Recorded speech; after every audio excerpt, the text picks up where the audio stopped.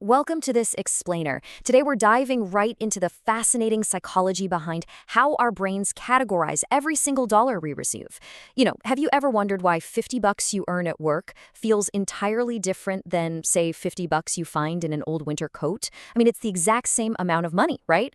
Yet our minds treat it completely differently. So we're going to unpack exactly why that happens, how this mental glitch might be holding you back, and what you can do to fix it. Part 1. The Found Money Trap. To really get this, think about your immediate reaction when you're suddenly handed a chunk of unexpected cash. What actually happens when you get a tax refund in the spring, or maybe a cash gift for a holiday? If you're like most of us, your brain immediately starts spinning with all these exciting possibilities. A new gadget, a fancy dinner out, a weekend trip. But notice how rarely our instinctive reaction is to say, hey, I should put this toward my long-term savings. That instinct right there, that's the exact trap we're looking at today. These kinds of common financial windfalls, specifically things like your annual tax refunds or birthday cash gifts, are collectively known in behavioral psychology as found money. And honestly, the term itself is pretty revealing, isn't it? Found implies something extra, something entirely outside of your normal ecosystem of earning and spending. It kind of feels like money that just fell out of the sky, completely detached from the hours of labor or the usual budgeting spreadsheets that govern the rest of your life. Because of that, our natural human urge is to just blow this sudden cash as play money. We automatically categorize it as fun, frivolous, and consequence-free. But its true potential is as wealth-building fuel. Remember, it is literally the exact same cash, just viewed through a lens of long-term value.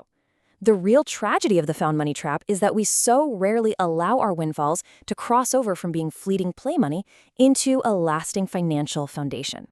Part 2, Brains on House Money. So the crucial point here is understanding exactly why our minds naturally push us toward that play money impulse. Behavioral economics defines this specific mental glitch as the house money effect.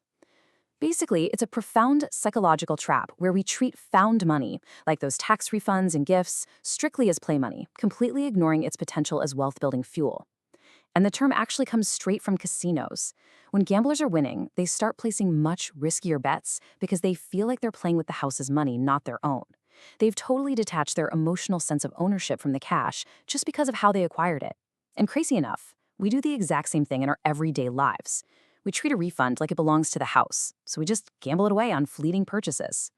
At its core, this effect happens because your brain incorrectly categorizes this money as fundamentally different from your earned income. Look, when you get your regular paycheck, your brain attaches all the stress, the early mornings, the hard work, and your essential living expenses to those dollars. You take those dollars seriously. But because found money feels like a sudden unearned bonus, your brain incorrectly separates it. It basically tosses it into a totally different mental bucket, tricking you into taking it way less seriously. Mentally, we're artificially segmenting our finances. We reserve a massive chunk of our minds for serious income. The stuff for rent, groceries, bills. Then we create an isolated, separate mental bucket strictly for play money. But by allowing your brain to draw this arbitrary line, you are effectively robbing yourself. Every single time you shove a tax refund into that play money category, you're draining vital wealth-building fuel away from your future self, all because of a psychological illusion. Part 3. The Golden Dollar Rule. Now for the good news. Fixing the psychological trap can instantly optimize your financial habits. And the ultimate fix is adopting one simple but incredibly powerful mindset shift. It's the ultimate financial equalizer. Treat every single dollar exactly the same. That is the antidote to the mental glitch right there. You have to actively train your brain to stop looking at the source of the money and start looking only at the mathematical value of the money itself. Basically, a dollar is a dollar is a dollar. To really hammer this home, just remember this rule. Every dollar should be treated the same regardless of its source. Whether it comes from a hard-earned 2-week paycheck, a surprise tax refund from the government, or a generous cash gift from a relative, the origin story of the money does absolutely nothing to change its fundamental economic value. It spends exactly the same, it saves exactly the same, and it earns interest exactly the same. So how do we actually put this into practice? Well, by following 3 actionable steps, the next time you get a windfall, you can successfully short-circuit the trap. Step 1, you receive your found money, say that tax refund. Pause. Step 2, recognize the trap. Catch your brain in the act when it tries to trick you into treating it like play money. And step 3, consciously override the glitch.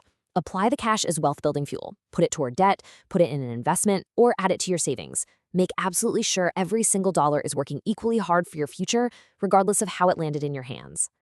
We've uncovered the illusion, and we've learned the golden dollar rule to break it. So as we wrap up this explainer, I want to leave you with a final, highly personal thought to chew on. The next time a tax refund or a cash gift lands unexpectedly in your lap, what are you going to do? Will you let your brain trick you into playing with it? Or will you take control, break the house money effect, and truly build your wealth with it? The choice, and the money, is entirely yours.